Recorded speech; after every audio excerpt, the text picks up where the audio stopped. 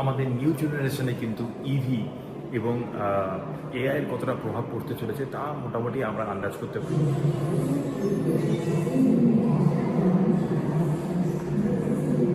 এখানে কিন্তু বোটের ভাড়া কত সেটা কিন্তু দেওয়া রয়েছে। এই হচ্ছে সামনে কিন্তু মিশরের পিরামিড। তো তোমরা একটা সিনেমাটিক শট দেখে নাও এর। এখানে কিন্তু রয়েছে এই সুন্দর জাপানিজ টেম্পলটা, যা কিন্তু অসাধারণ লাগছে। জাপানিজ টেম্পলটার সামনে কিন্তু রয়েছে আরেকটা কাঠের সেতু, যেখান দিয়ে কিন্তু সুন্দরভাবে সামনে ঝিলটার দিকে আমরা এগোচ্ছি।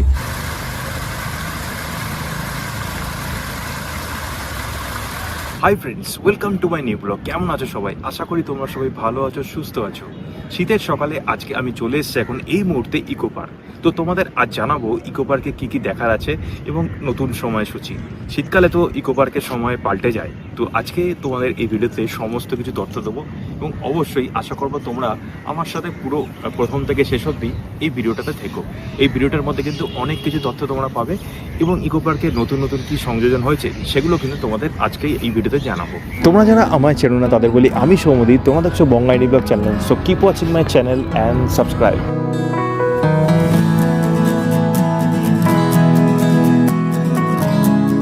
ইকো পার্কের ভেতর প্রবেশ করতে কিন্তু প্রবেশ মূল্য লাগে 30 টাকা। বাট এখানে এর ভেতরে যে 7 ওয়ান্ডার্স, এটা দেখার জন্য কিন্তু আলাদা করে তোমাদের টিকিট কাটতে হবে। তো এর জন্য কিন্তু আরো আলাদা করে 30 টাকা তোমাদের লাগবে। আর তোমরা যারা বাইক নিয়ে আসবে তাদের জন্য বলবো 20 টাকা করে কিন্তু পার্কিং ফি আছে। আর যদি 4 চাকা রাখো তাহলে কিন্তু 100 টাকা করে পার্কিং ফি রয়েছে। আর এছাড়া তোমরা যদি বাইকের সাথে হেলমেট যেটা নিয়ে আসবে সেটাও তোমরা আলাদা করে রাখতে পারো, তার জন্য কিন্তু হেলমেট 20 টাকা করে আলাদা করে নেওয়া হয়। এখন আমরা প্রবেশ করলাম ইকো পার্কের ভিতরে। দারুণ একটা জায়গা। আর আজকে সবচেয়ে বড় কথা, বুধবার বলে ফাঁকা আছে এবং অনেকটা ফাঁকার মধ্যে দিয়ে আজকে আমরা ঘুরতে পারছি। সানডে হলে একটু ভিড় থাকে। তো চারিপাশের পরিবেশটা তো আমরা দেখে নেওয়া একবার। সুন্দর সামনে একটা ঝিল, তার সামনে দিয়ে একটা রাস্তা যাচ্ছে, আর তার মধ্যে দিয়ে আমরা এখন চলেছি। এখানে কিন্তু ঝিলের জলটা খুব পরিষ্কার আর খুব সুন্দর লাগছে। একটা সবুজ পাতা পড়ে আছে, চারিদিকের পরিবেশটা কিন্তু অপরূপ অপরূপ। মানে ইকো পার্কটা অসাধারণ লেগেছে আমার এই মুহূর্তে।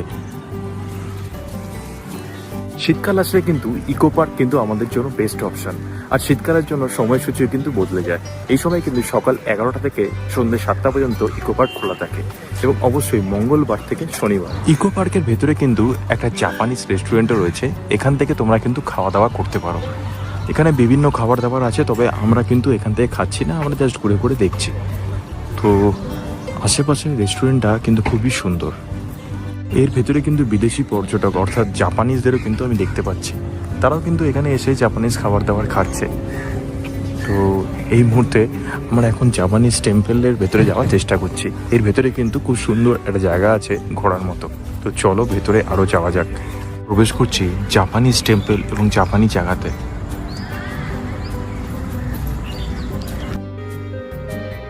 গেট দিয়ে প্রবেশের পথে বুদ্ধদেবের এই বিগ্রহ খুবই সুন্দর। এখান দিয়েই এবার ভেতরে প্রবেশ করতে হবে।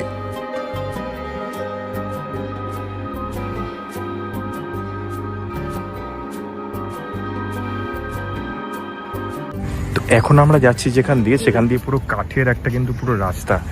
তো এই রাস্তার মধ্যে দিয়ে আমরা এখন যাচ্ছি জাপানিজ টেম্পলের দিকে। তো একটা কাঠের পুল কিন্তু রয়েছে, খুব সুন্দর কিন্তু লাগছে এই জায়গাটা দাঁড়িয়ে। এই কাঠের সেতু দিয়ে চলবার পথটি খুবই সুন্দর।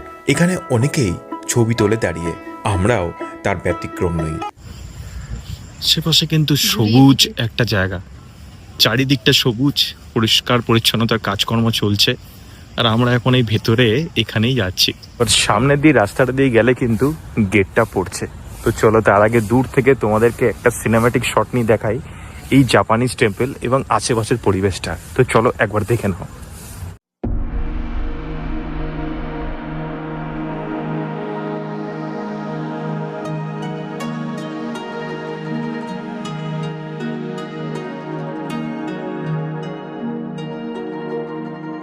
জাপানি ফরেস্ট নামে এই যে স্থানটি বানানো হয়েছে, এটা কিন্তু অসাধারণ।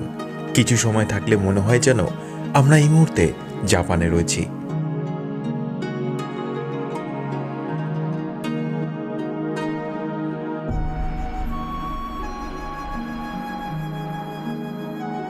কারণ এত পরিষ্কার পরিচ্ছন্ন মুক্ত প্রকৃতি আমার শহরে তো নেই।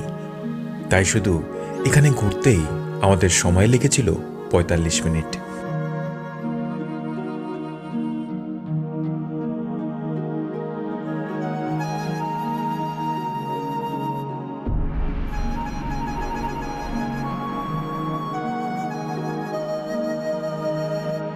আমরা কিন্তু এখন আসলাম এই জাপানিজ টেম্পলের সামনে।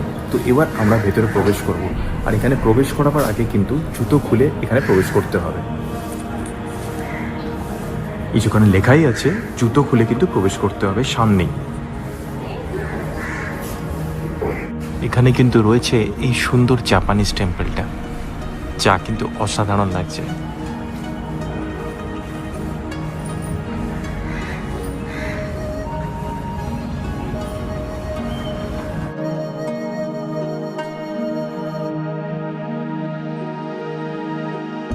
আমি এখন যাব এই মন্দিরের ভেতরে, দেখবো যে মন্দিরের ভেতরে বুদ্ধদেবের কোনো বিগ্রহ বা মূর্তি কিছু আছে কিনা। তো চলো যাওয়া যাক।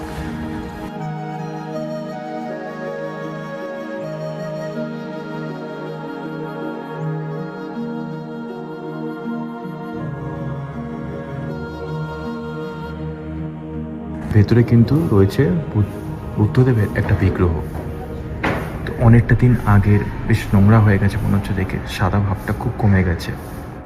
এখানে কিন্তু একটা সুন্দর গাছ রয়েছে, সম্ভবত এখানে রাত্রিবেলা আলো জ্বললে আরো বেশি সুন্দর লাগে।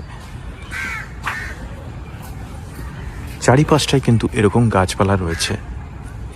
এবার এর ভেতরে প্রবেশ করা যাক। এর ভেতরে শুনেছি কোনো কিছু উইশ করলে সেটা পূরণ হয়। তো চলো যাওয়া যাক। আমরা এখন এর ভেতর দিয়ে কিন্তু চলছি। তো একটুখানি একটা জায়গা, ছোট একটা কূপের মতো। তো শুরু থেকে যেন হাঁটতে হাঁটতে যেন শেষ হয়ে গেল। আর এর ভেতরে কিন্তু কথা বলা যায় না, বাট আমরা কিন্তু প্রচুর কথা বলছি। এই স্থান দিয়ে চলবার পথে একাগ্র মনে কিছু চাইলে তা পাওয়া যায় বলে বুদ্ধ ধর্মের মানুষেরা তা বিশ্বাস করে থাকেন। আমিও এখানে তাই উইশ করলাম যেন আমার জীবনের লড়াই সুদৃঢ় হয়, চাকরি হোক বা ইউটিউবের সাফল্য, যেখানে সব কিছুতেই আমি একজন অসফল মানুষ। জাপানিজ টেম্পলটার সামনে কিন্তু রয়েছে আরেকটা কাঠের সেতু, যেখান দিয়ে কিন্তু সুন্দরভাবে সামনে ঝিলটার দিকে আমরা এগোচ্ছি। এর আশেপাশে কিন্তু ছোটখাটো একটা সিংহের মূর্তির মতো করা রয়েছে, আর আশেপাশে খুব সুন্দরভাবে কিন্তু এই জায়গাটা সাজানো। এখানে সামনে রয়েছে বুদ্ধদেবের বিভিন্ন বিগ্রহ।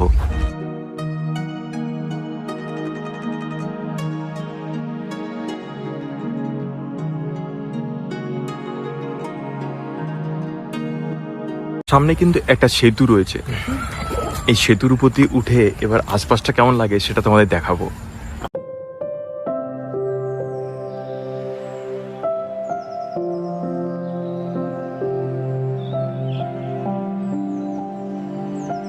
সুন্দরভাবে বাম্বু কাটিং করা আছে। এখানে কিন্তু সন্ধেবেলাতে লাইটও জ্বলে শুনলাম। তো সন্ধেবেলাতে আমরা আসিনি, দিনের বেলা এসেছি। তো এখানটায় কিন্তু খুব সুন্দর বাসগুলোকে সাজানো আছে খুব সুন্দরভাবে। আর এটা কিন্তু ঠিক জাপানিজ রেস্টুরেন্টের সামনেই কিন্তু পড়ে।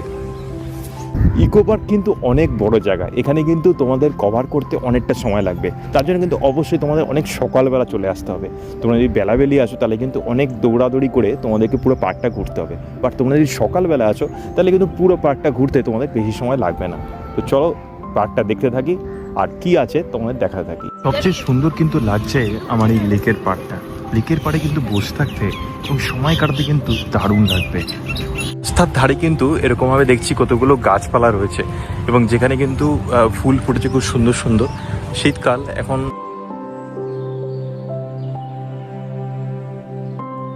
পার্কটা এত বড়, আর ভেতর দিয়ে এতটা পথ আমরা হেঁটে চলেছি যে শেষ হবে না মনে হচ্ছে। আমি এখন যেখানটায় আছি তার সামনে কিন্তু বোটিংয়ের ব্যবস্থা রয়েছে। তো এখান থেকে কিন্তু তোমরা চাইলে বোটিং করতে পারো, খুব সুন্দর লাগবে। বিশাল বড় লেক তো, আর এই লেকের মধ্যে বোটিং করতে দারুণ লাগবে। অনেকেই আছে, অনেক দূরে দূরে দেখা যাচ্ছে স্পিড বোট। স্পিড বোট করে কিন্তু অনেকে এখানে যাচ্ছে। স্পিড বোট, এমনি প্যাডেল বোট, সব রকম বোটই কিন্তু এখানে ব্যবস্থা আছে। এখানে কিন্তু বোটের ভাড়া কত সেটা কিন্তু দেওয়া রয়েছে। স্পিড বোট কিন্তু 150 টাকা করে প্রতিজন চলবে।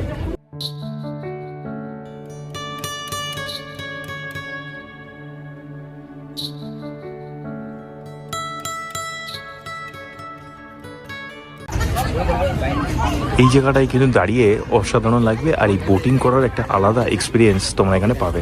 দারুণ একটা অ্যাম্বিয়েন্সের মাঝখানে এখানে বোটিং করার একটা মজাই কিন্তু আলাদা। এগুলো হচ্ছে কিন্তু প্যাডেল বোট, এখান থেকে কিন্তু প্যাডেল বোট ছাড়ছে, প্যাডেলিং করে সবাই যাচ্ছে বাইরে। আর শিকারার ক্ষেত্রে কিন্তু একটা জিনিস তোমাদের বলে দিই, শিকারার ক্ষেত্রে কিন্তু 2 জন হোক 4 জন হোক 300 টাকা নেয়। তো তোমরা যদি 4 জন হয়, 4 জন হলে কিন্তু সেক্ষেত্রে কিন্তু অনেক কম টাকা পড়বে খরচা। তোমরা যদি 2 জন যাও তাহলে কিন্তু 150 করে পড়ে যাচ্ছে, আর যদি 4 জন হও তাহলে কিন্তু 75 টাকা করে কিন্তু পার হেড পড়বে। এর ভেতরে কিন্তু এখানে শিকারা রাইডও কিন্তু তোমরা করতে পারো, যেটা কাশ্মীরে যেরকম আছে সেরকম শিকারা রাইড কিন্তু এখানে তোমরা করতে পারবে। তো এখানে কিন্তু ডিটেলসটা দেওয়াও আছে। তোমাদের আরো ভালো করে দেখাই, এখানে কিন্তু শিকারা 30 মিনিট কিন্তু সময় লাগে এবং 300 টাকা করে কিন্তু ভাড়া পড়ে। আর 5 বছরের নিচে কিন্তু শিকারা কেউ বোটে উঠতেই পারবে না। এখানে কিন্তু সামনে একটা টয় ট্রেনের ব্যবস্থা রয়েছে, তো টয় ট্রেন করে কিন্তু এখানে ঘোরা যায়। তো চলো সামনে যাওয়া যাক, এখানে টয় ট্রেন কিন্তু ছাড়ছে, তো চলো দেখে আসি। এই কিন্তু হচ্ছে সামনে টয় ট্রেন, এখান থেকে কিন্তু টয় ট্রেন ছাড়ছে এবং টয় ট্রেন রাইডটা এখান থেকে চালু হচ্ছে। তো টিকিট কত টাকা করে সেটাও জেনে নেবো, তোমাদের দেখাচ্ছি কত করে টিকিট ফেয়ার পড়বে এখানে। আর এই হচ্ছে টয় ট্রেন, এখান থেকে 2টো মোট টয় ট্রেন আছে, বাট একটা একটা করেই কিন্তু ছাড়া হয় এখানে। আচ্ছা, এখানে কিন্তু 2 ধরনের টয় ট্রেন আছে। আমার সামনে এটা দেখছো, এটা জানলা খোলা নন এসি টয় ট্রেন, সেটা কিন্তু 150 টাকা ভাড়া। আর সামনে যেটা আছে এটা কিন্তু এসি টয় ট্রেন, এটা কিন্তু 250 টাকা করে ভাড়া। সামনে যেটা দেখতে পাচ্ছ এটা কিন্তু পুরো এসি টয় ট্রেন, এটা কিন্তু কাঁচ পুরো ঢাকা থাকে, এটা 250 টাকা করে ফেয়ার পড়ে। এখানে কিন্তু সাইকেলিং করে কিন্তু অনেকে পুরো পার্কটা করে, তো সাইকেলিং এর ব্যবস্থা কিন্তু রয়েছে। তো এইখান থেকে কিন্তু তোমাদের সাইকেল নিয়ে নিতে হবে সাইকেল করে ঘোরার জন্য। এখান থেকে সাইকেল নিলে কিন্তু 500 টাকা করে কিন্তু সিকিউরিটি ডিপোজিট ওরা নেবে, আর 150 টাকা করে কিন্তু পার হেড ভাড়া। মানে তোমরা যদি 2 জন নাও তাহলে কিন্তু 300 টাকা পড়বে, আর 500 টাকা সিকিউরিটি ডিপোজিট, যেটা তোমরা সাইকেল যখন জমা করবে তখন কিন্তু টাকা রিফান্ড হয়ে যাবে। হাঁটতে হাঁটতে দেখলাম এখানেও কিন্তু একটা খাবার স্টল রয়েছে, মানে হাঁটতে হাঁটতে যখনই তোমরা হাঁপিয়ে যাবে তখনই কিন্তু খাবার ব্যবস্থা এখানে পেয়ে যাবে। তবে জিনিসপত্রের দাম কিন্তু অনেক বেশি। আমি এখানে দেখলাম যে চিকেন পপকর্ন 1 প্লেট বলছে 180 টাকা, মানে অনেকটাই কিন্তু এক্সপেন্সিভ এখানে খাওয়া দাওয়া। আর ফুচকা দেখলাম, যেটা দিয়ে আমরা যাচাই করি, সেটা হচ্ছে 20 টাকায় 5 পিস ফুচকা পাওয়া যায়। এখানে কিন্তু খুব সুন্দর ফুলের গার্ডেন রয়েছে, নানান ফুল কিন্তু ফুটে আছে, দারুণ লাগছে। নানান ধরনের কালার ফুল এখানে দেখতে পাচ্ছি। সামনে রয়েছে গাঁদা ফুল, আর ভেতরে কিন্তু অনেক ধরনের ফুল রয়েছে যার নাম আমি কিন্তু জানি না। সামনে কিন্তু বেশ কিছু ফুলের গাছও রয়েছে, যেটা কিন্তু ওই পার দিয়ে গেলে তোমরা দেখতে পারবে। চলো একটু ভেতরে না হয় গিয়েই দেখি। এইখানে রয়েছে একটা ফুলের গাছ, এটা কি গাছ? এটা কাঠগোলাপ গাছ কিন্তু রয়েছে, আমি জানি না, প্রিয়া জানে, তো প্রিয়া বললো এটা কাঠগোলাপ গাছ। খুব সুন্দর কিন্তু ফুলগুলো।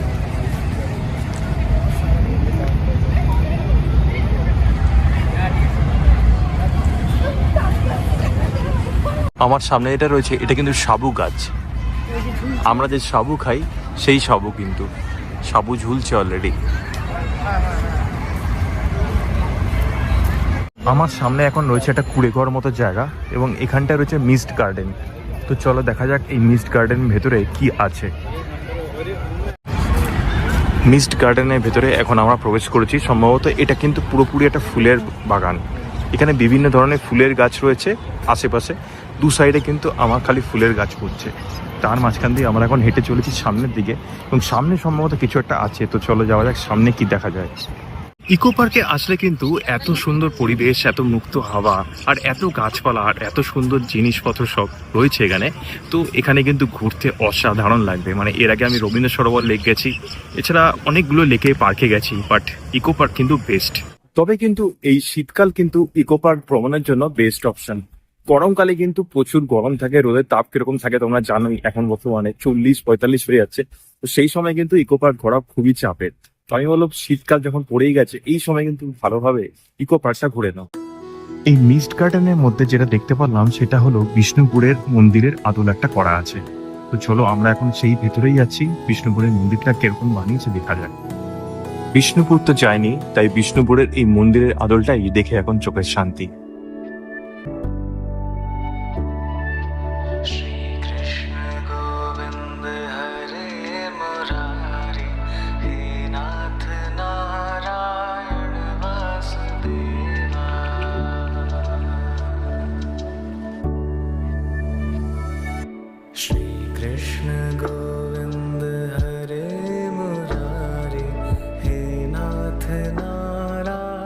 সামনে এখন যেখানটা যাচ্ছি এই বিষ্ণুপুরের মন্দিরটা পেছনে পড়ছে, আর সামনে কিন্তু রয়েছে একটা জায়গা যেখানে কিন্তু বৃষ্টি হয়।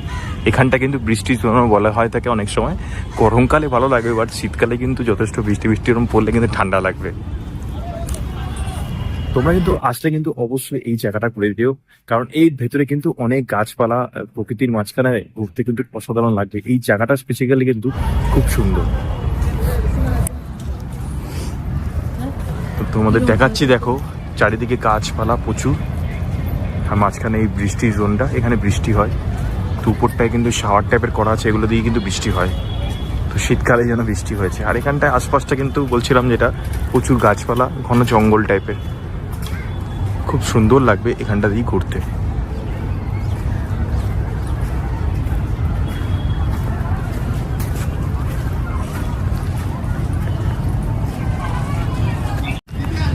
ভেতরটায় কিন্তু এরকম পুরো ঘন একটা জঙ্গলের মতো রয়েছে, গাছপালা লাগানো, খুব সুন্দর লাগবে। গরমকালে কিন্তু এর তলায় দাঁড়ালে কিন্তু বেশ ঠান্ডা অনুভূত হবে। আশেপাশে লেকের পাশটা কিন্তু বেশ গরম আছে, রোদ পড়ছে, কিন্তু এই জায়গাটা কিন্তু একদম ছায়া। এখানটায় কিন্তু রয়েছে বেশ একটা স্থান, যেখানটায় কিন্তু মানুষ এই গাছপালার মাঝখান দিয়ে হেঁটে একটু বসছে। তো এখানটায় কিন্তু অনেকটা সময় কাটাচ্ছে। আশেপাশে কিন্তু অনেকগুলো বসার জায়গাও রয়েছে, তো এখান দিয়ে বসছে মানুষ, আর মাঝখানেও কিন্তু বেশ বসা যায়। এই হরিণের স্ট্যাচুটা রয়েছে, আর সামনেই কিন্তু রয়েছে ভাস্কর্যে বাংলার ইতিহাস উদ্যান। তো এর ভেতরে আমরা এখন প্রবেশ করব। তো এর ভেতরে কি আছে চলো দেখা যাক। এই হচ্ছে সামনে বাংলার ইতিহাস উদ্যান।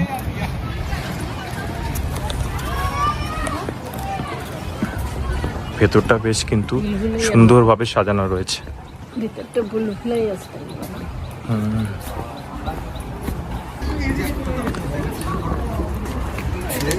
ভেতরে রয়েছে বেশ অনেক কিছু। এখানে বাংলার মুনি ঋষি, তাদের পুরনো স্মৃতি এবং কিছু স্মৃতি ভাস্কর্য, শিল্প ভাস্কর্য যেগুলো, সেগুলো কিন্তু রয়েছে। তো যেমন একটা দেখছি,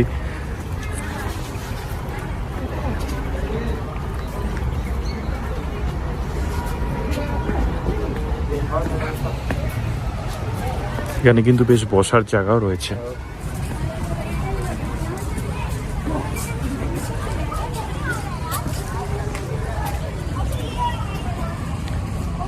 সামনে রয়েছে মা শারদা এবং রামকৃষ্ণ পরমহংসদেব।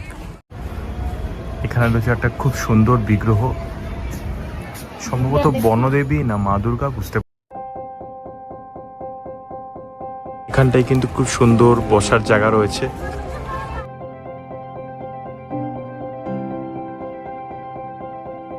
আমরা এখন চলেছি গাছপালার ভেতর দিয়ে, এখন চলেছি দুদিকে ঘন গাছ এবং অন্ধকার যেন হয়ে এসছে দিনের আলোর মধ্যে।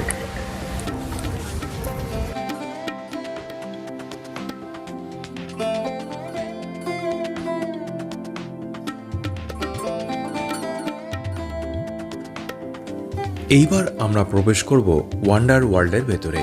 এখানে কিন্তু আলাদা প্রবেশ মূল্য পড়বে, জনপ্রতি পড়বে 30 টাকা করে। এই হচ্ছে সামনে কিন্তু মিশরের পিরামিড। তো তোমরা একটা সিনেমাটিক শট দেখে নাও এর।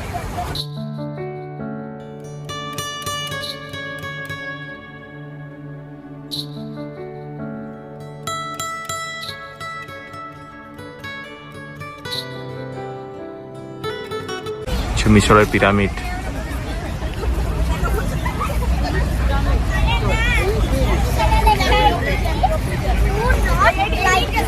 এই জায়গাটা যেন রয়েছি কোনো ছেলে মিশরে চলে এসেছি। এখানে মিশরের পিরামিড কিন্তু খুব সুন্দরভাবে বানিয়েছে। পিরামিডের ভেতরে প্রবেশ করছি, দেখা যাক এখানে কি দেখার আছে।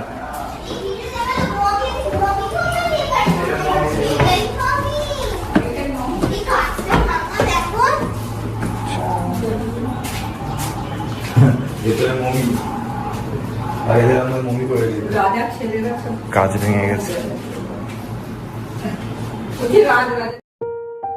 পিরামিডের ভেতরটা এখানে কিন্তু খুব সুন্দরভাবে বানানো হয়েছে।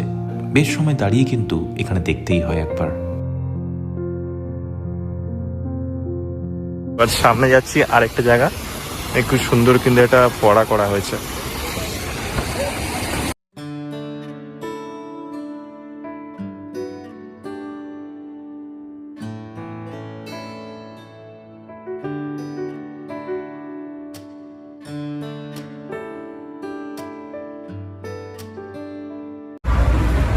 এটা কিন্তু হলো পেট্রা জর্ডান, খুব সুন্দর একটা সপ্তম আশ্রমের মধ্যে এটি একটি অন্যতম।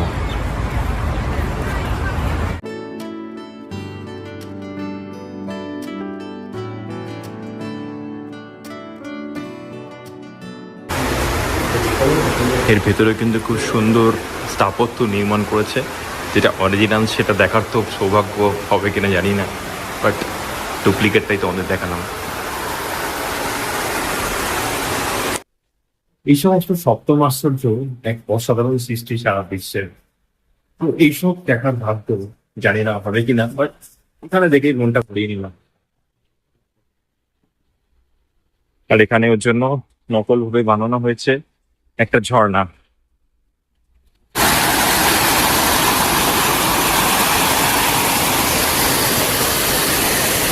এবার সামনে কিন্তু রয়েছে আমাদের ভারতবর্ষের তাজমহল। এরপর সামনে পড়ল গ্রিস দি রিডিমারের একটি স্ট্যাচু, যেটি কিন্তু সপ্তম আশ্চর্যের মধ্যে একটি অন্যতম।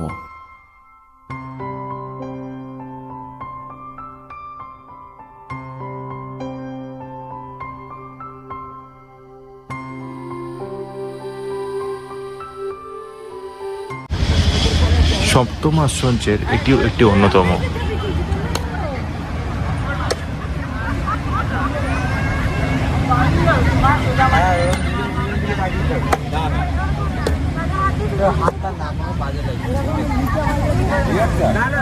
এবার চলো যাওয়া যাক আমাদের ভারতবর্ষের সপ্তম আশ্চর্যের মধ্যে একটি অন্যতম তাজমহল। তো তাজমহলটা কিরকম বানিয়েছে চলো দেখা যাক। তাজমহল আমাদের ভারতবর্ষের মধ্যেই অবস্থিত এটি সপ্তম আশ্চর্যের মধ্যে অন্যতম। তাজমহল দিল্লিতে রয়েছে।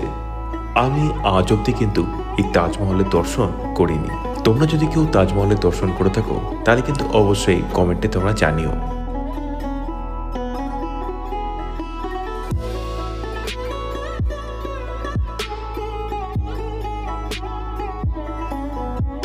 তবে এখানে কিন্তু তাজমহলের যে কপিটি বানানো হয়েছে এখানে এখনো কাজ চলছে, হয়তো কিছু মেনটেন্যান্সের কাজ এই মুহূর্তে চলছে।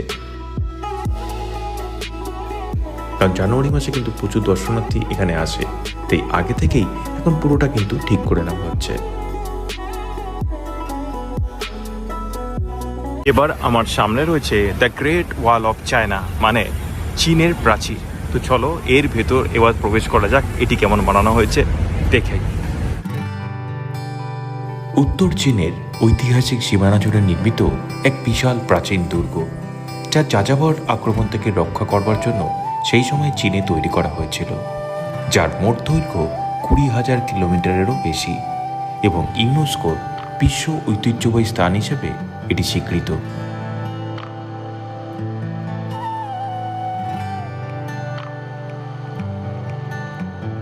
আমি এখন যেটা দাঁড়িয়ে আছি সেটা হচ্ছে কলুজিয়ামের বাইরে। এটা কিন্তু একটা রোমের সভ্যতার একটা পরিচয় পাওয়া যায় এখান থেকে। প্রথমত স্থাপত্য, দ্বিতীয়ত এই যে সৈন্যদের যে বেশভূষা, তাতে থেকে বোঝা যায় যে এটা কিন্তু রোমেরই স্থাপত্য। জানুয়ারি মাসে প্রচুর মানে লোক আসবে, তার জন্য কিন্তু এখন অলরেডি কিন্তু জিনিসপত্র সারানো হচ্ছে, রং করা হচ্ছে। আর আমরা ঢুকেছি বুধবার।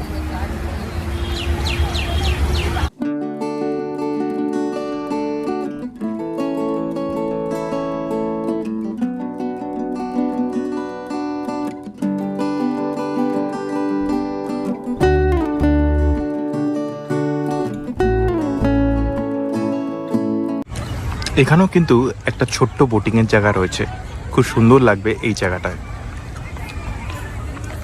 এখান থেকে কিন্তু খুব সুন্দর লাগছে, তলা দিয়ে একটা খাল মতো কাটা হয়েছে আর এর মাঝখানে দাঁড়িয়ে আছি। মানে প্রতিটা জায়গা কিন্তু খুব সুন্দরভাবে এখানে সাজানো গোছানো রয়েছে। ইকো পার্কের মধ্যে এর পাশেই রয়েছে একটি গল্ফ খেলার মাঠ। এই গল্ফ খেলার মাঠটি কিন্তু খুবই সুন্দর, আর এছাড়া গল্ফ খেলার মাঠ কিন্তু প্রচুর সবুজ হয়, তাই অসাধারণ লাগছিল এই মাঠটি। এটা কিন্তু অলরেডি কমপ্লিট না। বাংলার গ্রাম বলে একটা জিনিস হচ্ছে এখানে, পুরোপুরি বাংলার গ্রামকে এখানে তুলে ধরা হবে, বাট এটা এখনো কমপ্লিট না, তাই এর ভেতরে আর গেলাম না। এখন কাজ চলছে পুরোপুরি, সমস্ত কিছু মূর্তি টুর্তি বসিয়ে, স্ট্যাচুগুলো বসিয়ে কাজকর্ম চলছে।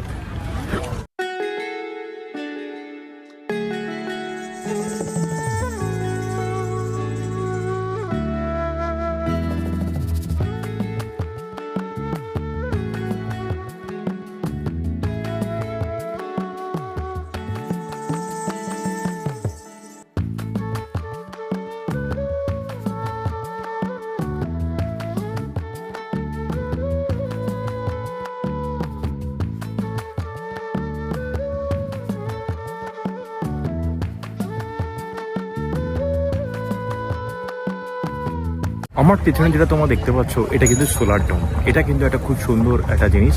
তো চলো এর ভিতর প্রবেশ করা যাক এবং এর ভিতর প্রবেশ করে দেখা যাক এই সোলার ডোমের ভেতরে কি কি দেখার আছে।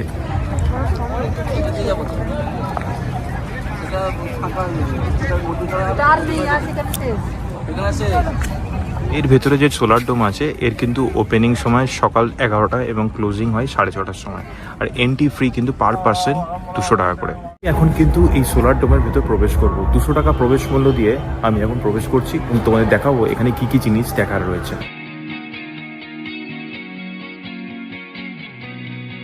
এই সোলার ডোম নিয়ে পরবর্তী সময়ে আমি একটা বিস্তারিত ভিডিও করব।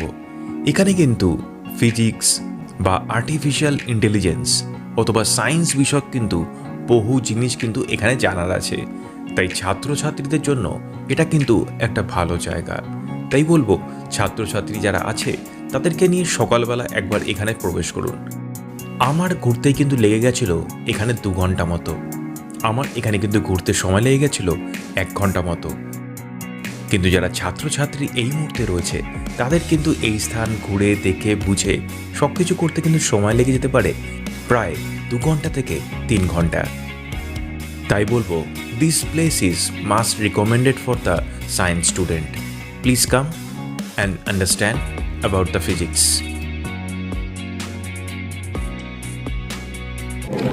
এইভাবেই কিন্তু আমাদের হেঁটে হেঁটে কিন্তু সোজা চলে যেতে হবে উপরের দিকে।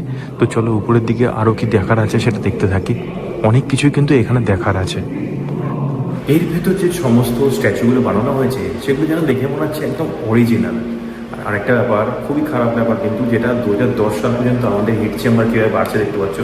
তো গ্লোবাল ওয়ার্মিং কিন্তু সাংঘাতিকভাবে বাড়ছে। আর এখন 2025 সাল, বুঝতেই পারছো কোথায় আমরা গিয়ে এখন দাঁড়িয়েছি। সৌরশক্তি ভবিষ্যতে আমাদের কতটা দূষণমুক্ত পরিবেশ এবং কতটা সুন্দর পৃথিবী উপহার দিতে পারে তার একটা বিস্তারিত বিবরণ এখানে তোমরা পেয়ে যাবে। এখানে সমস্ত রকম রিসার্চ এবং সমস্ত রকম জিনিস নিয়ে বিশালভাবে একটা ব্যাখ্যা দেওয়া হয়েছে।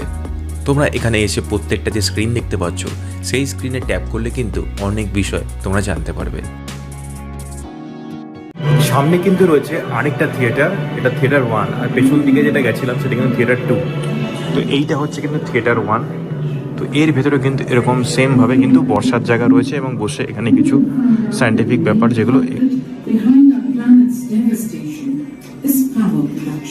এখানে কিন্তু গ্রিন এনার্জি, সোলার এনার্জির ব্যাপারে কিন্তু ভালোভাবে এক্সপ্লেনেশন করা হচ্ছে। মানে সৌরশক্তির ব্যবহার কতটা দরকার এই মুহূর্তে, যেভাবে গ্লোবাল ওয়ার্মিং বাড়ছে সেই জন্য কিন্তু ইলেকট্রিক্যাল ভেহিকেল বা সৌরশক্তির ব্যবহার যে কতটা আমাদের পরিবেশে প্রভাব ফেলবে, তো সেই ব্যাপারে কিন্তু এক্সপ্লেনেশন করা হচ্ছে। খুব দারুণ একটা ভিডিও, তোমরা মাস্ট এখানে ওয়াচ করো, দেখো। আমাদের নিউ জেনারেশনে কিন্তু ইভি এবং এআই এর কতটা প্রভাব পড়তে চলেছে তা মোটামুটি আমরা আন্দাজ করতে পারি। তো সেই ব্যাপারেও কিন্তু বিস্তারিত বিবরণ বা বিস্তারিত বিষয় কিন্তু এখানে আলোচনা করা হয়েছে।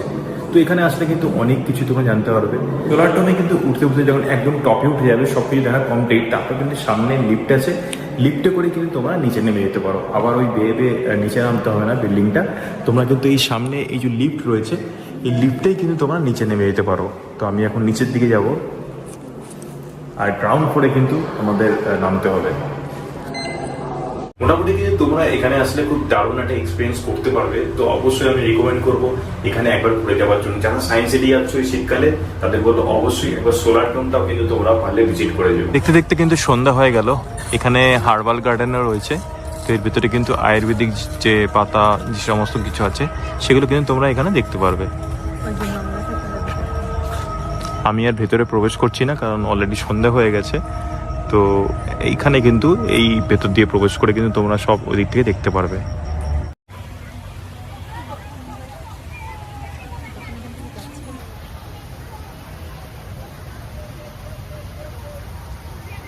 রাতের ইকো পার্ক, কি সুন্দর লাগছে দেখো। মাঝখানে ওই দ্বীপের মতো জায়গাটা রয়েছে, ওখানে কিন্তু কিছু হোটেল ফোটেল রয়েছে।